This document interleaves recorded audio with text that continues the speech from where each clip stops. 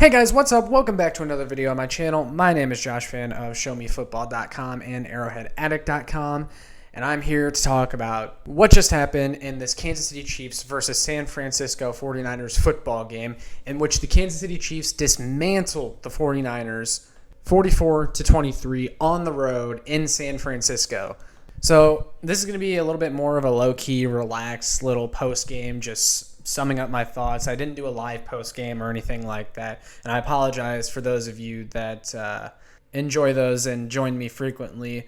But, you know, I do like when I'm able to do these, and it's not live. It's a little more relaxed, and I'm just kind of able to talk into the microphone and tell you guys what I thought about this game.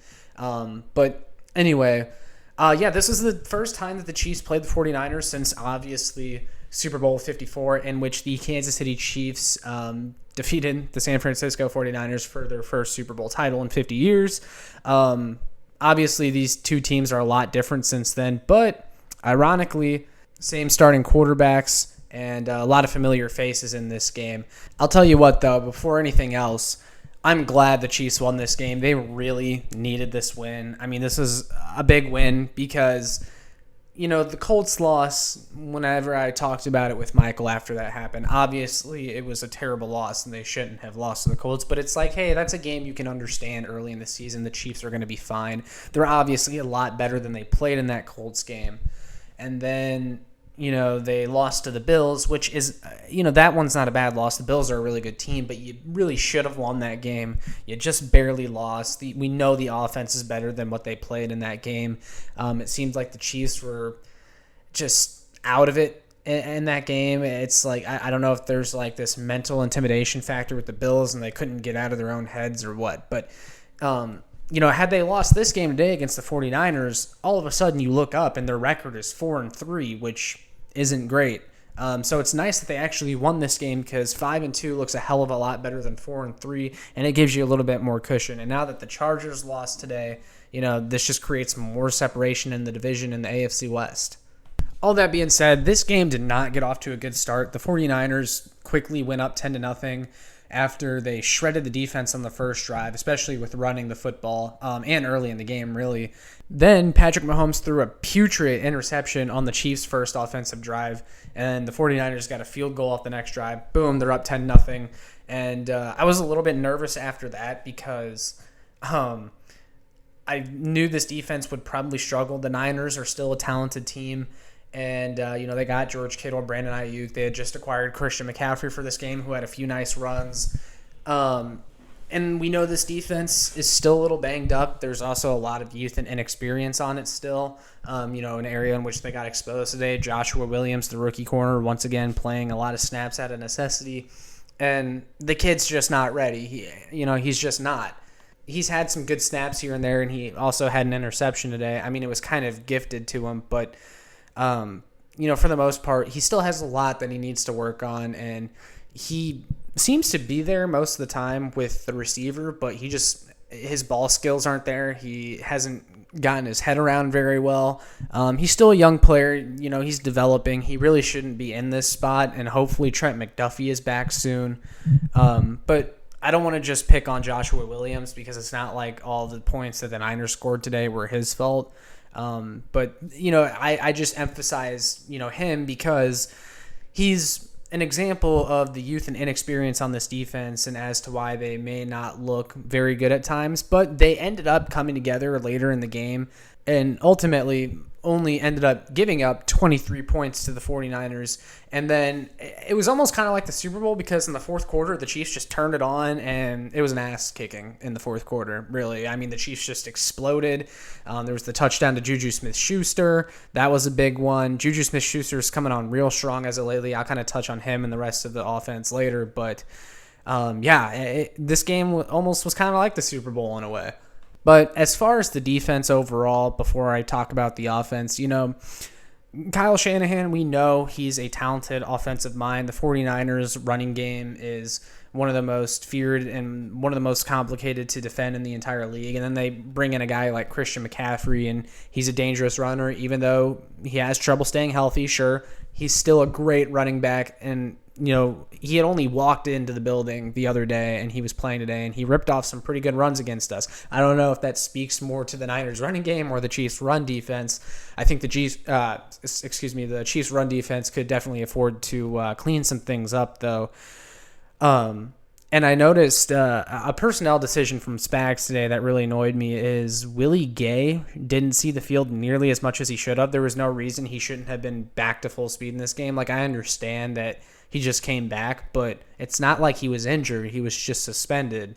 And, he practiced all week. So I don't understand that from Spags. And then there was also another time Chris Lamons, the special teamer, was playing like real snaps at cornerback, and he was lining up against Brandon Ayuk. And, of course, Brandon Ayuk cooked him. And it's like, well, why is Chris Lamons out there? Like, I don't know, man. Sometimes Steve Spagnuolo just cannot stay out of his own way, and I don't understand it. I continue to have gripes with him. And I would just like to see a little bit better personnel decisions being made. I thought the pass rush was solid. They definitely got better as the game went on. Frank Clark came alive today. He got a safety sack in the end zone. Chris Jones was a monster. He had 2 sacks. He had one early, and then he had the strip sack later in the game in the fourth quarter. Dude is a game wrecker. I don't know where the pass rush would be without him. And speaking of the pass rush, still, they blitzed quite a bit today, which is fine because I like blitzing. I understand Steve Spagnuolo's tendency to blitz. Like, I get it. But I would definitely like to see this Chiefs pass rush get home with 4 more, and it just doesn't seem like they're capable of that. I would still look into, and I might make a video on this, adding some depth along the defensive line, looking for a trade target at the trade deadline to elevate this pass rush, because they did that last year with Melvin Ingram. That did wonders for them. Obviously, Melvin Ingram still wasn't enough, but the Chiefs need to continue trying. I think they need to look for somebody. I might make a video on this later this week, because I know I've been lacking with weekly content. Really, it's just been pre-games and post-games lately. I've been slacking a little bit, and I apologize for that. I'm hoping to get back to that soon. But, yeah, I would like to see the Chiefs add some depth to this pass rush still, maybe make a move. I'm not sure if the Panthers are willing to sell anybody. I've seen, mixed reports, so I don't know. We'll see on that front. But there's still other guys available out there. It doesn't have to be Brian Burns or Derek Brown or anything like that. We'll see. But that's pretty much my thoughts on the defense after this game. As for the offense, they started off slow. The Patrick Mahomes interception wasn't good, and really Mahomes his interceptions really have just been frustrating. He's just forcing stuff that is not there, and just lately it's been a lot of unnecessary, just terrible decisions, and he's got to clean that up. I mean, because like that Bills game, they lost that game mostly because of Patrick Mahomes, in my opinion. He just turned the ball over too many times, and you just can't have that in a game against a team like the Buffalo Bills. But, luckily in this game, after that first interception, I guess it kind of woke him up and the rest of the offense, because they were on fire after that. Mahomes ended up finishing 25 of 34 for 423 yards, 3 touchdowns, and, of course, the interception. Isaiah Pacheco, who got named the starter today among the running backs, he had 8 carries for 43 yards, looked great. Clyde Edwards-Helaire looked much better as a complimentary back to that, which is what I've been saying for a long time. Jerick McKinnon also added to this game. He got a first down on that 3rd and 20. He did that like it was nothing. The receivers, Juju Smith-Schuster, Marquez Valdes-Scantling, each had over 100 yards. I believe that's the first time in the Patrick Mahomes era that 2 receivers have had 100 yards in the same game. And I haven't even mentioned McCole Hardman, who had a 3 TD performance today. And the Chiefs used McCole Hardman in a way that they really need to continue using him, and McCole had a game that the Chiefs need him to have more often. And then Travis Kelce, essentially a 100-yard game. He had 6 receptions for 98 yards. This offense just could not be stopped. One other negative about the offense in this game, though, besides the interception from Patrick Mahomes, was that drive to end the first half where Mahomes had a deep bomb to Marquez Valdes-Scantling, and they ended up going for a touchdown to Juju Smith-Schuster. Juju should have had 2 touchdowns today. And then there was a horrible penalty on Jerick McKinnon for what was a perfectly legal block. And the touchdown got called back. Instead, they go for a field goal with Harrison Butker. Harrison Butker misses the field goal. And look, Harrison Butker, I know he just came off injury, but he's got to make that kick. And for an elite kicker, it seems like Harrison Butker misses those kicks a little bit more than you would like.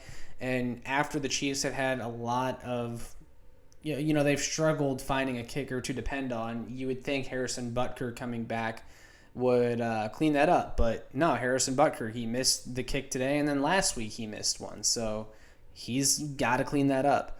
I just want to see consistency from the guy. I want to go back, though, and highlight Juju Smith-Schuster and Marquez Valdes-Scantling. These guys seem to finally be forming into what we as Chiefs fans expected them to be. Juju Smith-Schuster is becoming a real dependable wide receiver one. And I know that when he came here, we thought he would be an ideal wide receiver two, and then they traded Tyreek Hill, and Juju became, wide receiver one after that, kind of by default.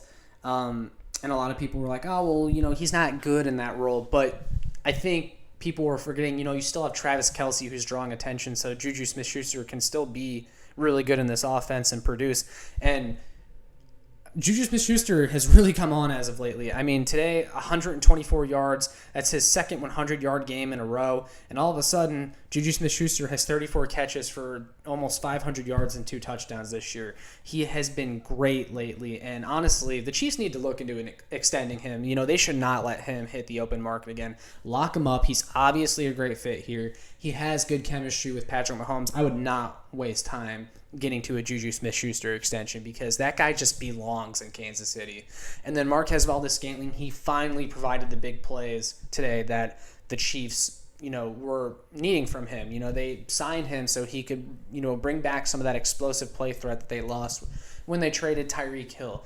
He was never expected to come in here and be Tyreek Hill, but he's, quietly been a solid receiver for this team. I know the drops with him can still be frustrating, and they've happened a couple times. Luckily, none at really any crucial points in the game or anything like that. But, the first few weeks with the Chiefs, Marquez Valdes-Scantling was becoming kind of this reliable chain mover guy who could catch a slant for 10 yards, and he would have, a couple 50, 60-yard games. But he's really starting to come on and put together those big plays downfield. He's starting to get some more separation. I like where this offense is going with this receiver group, the way that they've been competing lately. I know there's been a lot of buzz around Odell Beckham Jr. lately. I would be happy if they brought him in. I don't know if, they'll keep tabs on OBJ still. It sounds like they are. I don't know for sure, though. But either way, I love the way that this wide receiver room is progressing. Still need to see what Sky Moore can bring to the table. I'm disappointed they can't find any sort of role for him because I'll tell you what, it's not on special teams, and Sky Moore cannot be returning punts still after what happened today. He had the one in the Colts game where he fumbled. That one was a real big reason they lost that game. And then today you can't have what happened against the Niners.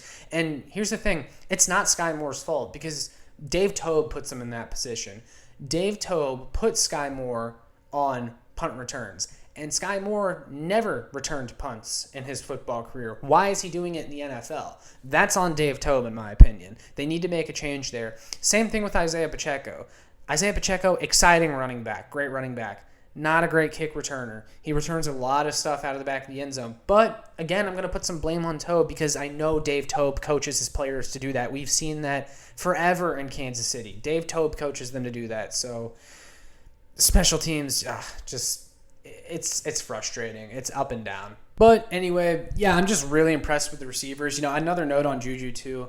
There was quite a few times today against the Niners where Patrick Mahomes needed someone to go to. They needed a first down, and Juju with a back shoulder catch, Juju with another couple of tough catches today. To get the first down, he's that big target that this team has been missing, and he was able to make some real tough catches today to move the chains, and I just love Juju's fit with this team. That's why I'm saying they got to extend him as soon as possible because, man, that guy is just a tough football player. He plays hard, and he can make those tough catches.